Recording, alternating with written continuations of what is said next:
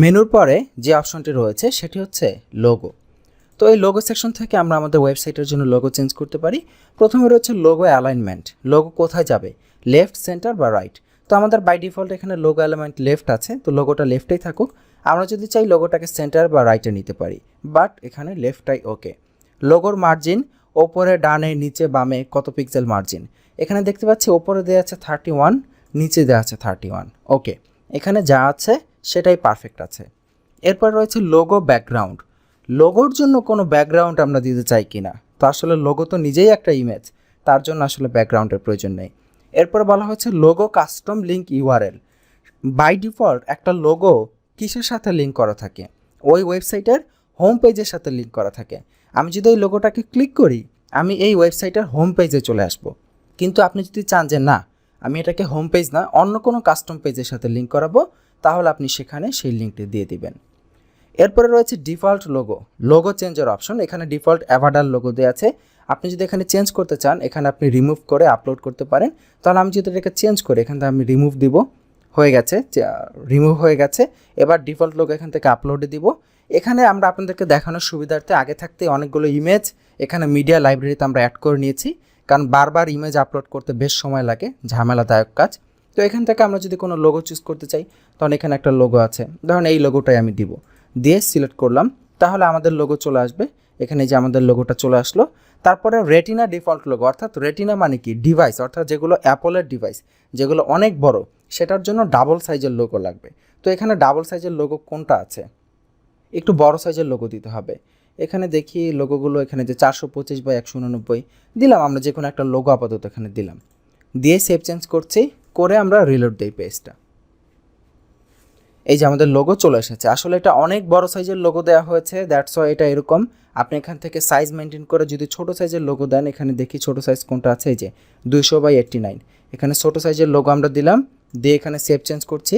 Save change করে এবার আমরা এটাকে রিলোড দিই, দেখব লোগোর সাইজটা ছোটো হয়ে গেছে। এই যে লোগোর সাইজটা এখন মোটামুটি ঠিক আছে, তবে এইটাকেও আমরা রিসাইজ করতে পারি। তো আমরা এখানে প্রথমে দেখি যে এইটার রিসাইজিংয়ের অপশন এখানে আছে কি না। এখানে আমরা দেখতে পাচ্ছি লোগো রিসাইজ, অর্থাৎ লোগো এখানে কত পিক্সেলে শো হবে সেটার কোনো অপশন এখানে আমরা আপাতত পাচ্ছি না। দেখি নিচে যাই, স্টিকি হেডার লোগো, অর্থাৎ এটা যখন আমরা পেজটা, আচ্ছা আমাদের সেই টেস্ট পেজে আবার যাই, মনে আছে টেস্ট পেজের কথা, অনেকক্ষণ ধরে আমরা এখানে কোনো কাজ করি নাই, অর্থাৎ এখানে আমরা রিলোড দিই নাই, কারণ আমরা কাজ করছি মেনু নিয়ে, তো মেনু তো হোম পেজ থেকেই দেখা যায়। তো এবার আমরা স্টিকি অপশনটা, অর্থাৎ লোগোটা, অর্থাৎ আমরা যখন নিচের দিকে স্ক্রল করে যাব, তখন মেনুটা এবং লোগোটা সবই তো স্টিক হয়। তো স্টিক অবস্থায় কি লোগো আসবে, যেমন আমি যদি নিচের দিকে যাই, এই যে স্টিক অবস্থায় এই লোগোটা এখানে অটোমেটিক্যালি ছোট হয়ে যাচ্ছে এবং এখানে থাকতেছে। আপনি যদি চান যখন এটা স্টিক হবে, তখন আপনি অন্য কোনো লোগো দিবেন, তখন আপনি সেখানে এই যে এখান থেকে কাস্টম একটা লোগো আপনি দিয়ে দিতে পারেন। ইভেন মোবাইল ডিভাইসের জন্য আপনি আরেকটা লোগো এখান থেকে আপলোড করে দিতে পারেন। তাহলে ডেস্কটপ ডিভাইসে একটা লোগো, মোবাইল ডিভাইসে আরেকটা লোগো, এইভাবে আপনি আপনার সুবিধা মতো চেঞ্জ করতে পারেন। তো এখানে যে প্রবলেমটা আমাদের হয়েছে, দেখুন এই যে আমরা যে লোগোটা আপলোড করছি সেই লোগোটার সাইজ অনেক বড়, দ্যাটস ওয়াই এখানে লোগোটা এইভাবে শো করতেছে। তো এখন এটা আপনি কিভাবে সমাধান করতে পারেন, দুইটা উপায়ে সমাধান করতে পারেন। নাম্বার 1 হচ্ছে, প্রথমে যে লোগোটা ছিল সেই লোগোটার সাইজ কত ছিল সেইটা ইন্সপেক্ট এলিমেন্ট করে সেই সাইজে আপনার লোগোটাকে রিসাইজ করে আপলোড করতে পারেন। এটা হচ্ছে বেটার সলিউশন। ইভেন আপনি যদি এটা করতে না চান, তখন আপনি এই লোগোটাকে কাস্টম সিএসএস দিয়েও চেঞ্জ করে দিতে পারেন। কিভাবে, এই লোগোর উপরে রাইট ক্লিক করুন, ইন্সপেক্ট এলিমেন্ট করুন, দেখুন এই লোগো ইমেজের জন্য কোথায় এখানে দেওয়া আছে। এখানে দেখুন ম্যাক্সিমাম হাইট দেওয়া আছে 89 পিক্সেল, উইডথ দেওয়া আছে অটো। তো এখানে উইডথ অটো না দিয়ে, ধরুন উইডথ যদি আমরা 125 পিক্সেল দিই, দেখি কতটুকু হয়, এখানে একটু বাড়াই, কারণ এখানে উইডথ যদি আমরা 135 পিক্সেল দিই, তাহলে এখানে দেখা যাচ্ছে লোগোটা ঠিক আছে। তার মানে আমাদের এই যে ফিউশন লোগো ইমেজ, এইটাকে আমাদের উইডথ দিতে হবে 135 পিক্সেল। তো আমি এখান থেকে এটাকে কপি করছি, কপি করে এবার বলুন তো কোথায় আমরা সিএসএসটা দিব। এই যে দেখুন কাস্টম সিএসএস দেওয়ার ঘর আছে, এখানে চলে যাব, এখানে এই যে কাস্টম সিএসএস লেখার জায়গা আছে, এখানে আমরা সেই কোডটা পেস্ট করে দেবো, যেটার উইডথ 135 পিক্সেল, দিয়ে আমরা এটাকে সেভ চেঞ্জ করি। সেভ চেঞ্জ করে এবার আমরা আমাদের আউটপুটটাকে রিফ্রেশ করি, দেখুন লোগোর সাইজটা ছোট হয়ে গেছে। বাট আমাদের রেকমেন্ডেশন হচ্ছে এইভাবে কাস্টম সিএসএস দিয়ে করতে পারেন, বাট এইভাবে না করে প্রথমে যে মেনুটা ছিল ওই মেনুটার সাইজ কতটুকু ছিল সেইটা আপনারা ইন্সপেক্ট করবেন, ইন্সপেক্ট করে ওইভাবে দিবেন। তাহলে সবচাইতে বেটার হবে। তো আমরা আবার পুনরায় লোগো অপশনে চলে যাচ্ছি। তো যেহেতু লোগোটা আসলো, এবার আমরা লোগোর কিছু মার্জিন রিডিউস করি নিচ থেকে, তাহলে একটু সুবিধা হবে। ধরুন এখানে 25 পিক্সেল দিলাম, দিয়ে সেভ চেঞ্জ করলাম, করে আমরা এখানে পেজটা রিলোড দিচ্ছি, দেখি কি হয়। এরকম আসলো। তো তারপর এটা উপর থেকে আমরা কিছুটা মার্জিন রিডিউস করি, ওপরে 31 পিক্সেল ছিল, তো এটাকে ধরেন 21 পিক্সেল দিলাম। ওপর থেকে আমরা কিছুটা মার্জিন রিডিউস করছি, কারণ আমার কাছে নিচে এখানে একটু গ্যাপটা বেশি মনে হচ্ছে। তো এখানে আমি একটু রিফ্রেশ করছি লোগোর। আচ্ছা, এবার মোটামুটি অনেকটাই ঠিক আছে উপর থেকে। আচ্ছা, এবার আমরা এটা দেখি, হ্যাঁ মোটামুটিভাবে এটা এখন ঠিক আছে, চলে। তবে আপনাদের কাছে রেকমেন্ডেশন থাকবে অবশ্যই সেম সাইজ ইমেজের লোগো দেওয়ার ব্যবস্থা করবেন।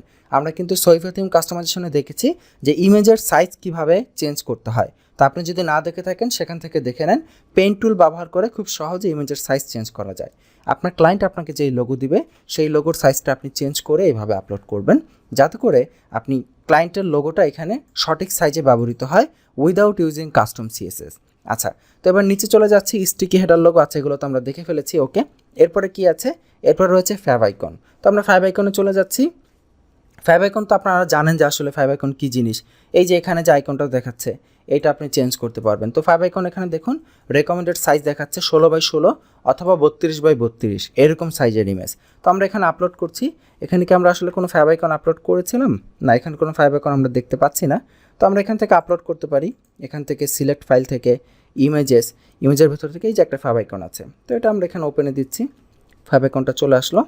এখানে দেখুন 32x32 বলেছে, কিন্তু আমাদের এখানে আছে 64x64 pixel. No problem, square সাইজের ইমেজ হলেই হবে, তবে চেষ্টা করবেন 32 বা 64 এই সাইজেই রাখতে। এরপরে বলতেছে অ্যাপল ডিভাইসের জন্য ফ্যাব আইকন, এটা বলতেছে 57x57 পিক্সেল রাখতে। নো প্রবলেম, তাদের থেকে আমাদেরটা সাইজ একটু বড়ই আছে, 64x64। তারপর রেটিনা লোগো, এটা বলতেছে 114x114, এটা একটু বড় সাইজের ইমেজ আপনি আপলোড করবেন। তো আপনারা এগুলো আপলোড করে নেবেন। আমরা এগুলো সেভ চেঞ্জ দিচ্ছি, দিয়ে আমরা পেজটা রিলোড করে দেখি ফ্যাব আইকনটা আসে কিনা। এটাকে পুনরায় রিলেট করি। ফ্যাব আইকনটা আসলে খুবই ছোট্ট একটা জিনিস, তো এটা অনেক সময় সাথে সাথে ইনস্ট্যান্টলি আসতে চায় না, এটা দেখা গেছে একটু দেরি করে আসে। তবুও দেখুন এখানে এই যে চলে এসেছে ফ্যাব আইকনটা, একদম ছোট্ট করে আমাদের আইকনটা এখানে চলে আসলো। আচ্ছা, তো এই ছিল অ্যাকচুয়ালি লোগো। এখানে লোগোতে অপশনই আছে দুইটা, লোগো আর ফ্যাব আইকন। এরপরে আরও অন্যান্য আরও অনেক অপশন আছে। তো এই পর্ব এখানেই শেষ করছি। কোনো প্রশ্ন থাকলে আমাদের ইমেলে পাঠিয়ে দিবেন। ভালো থাকবেন, আল্লাহ হাফিজ।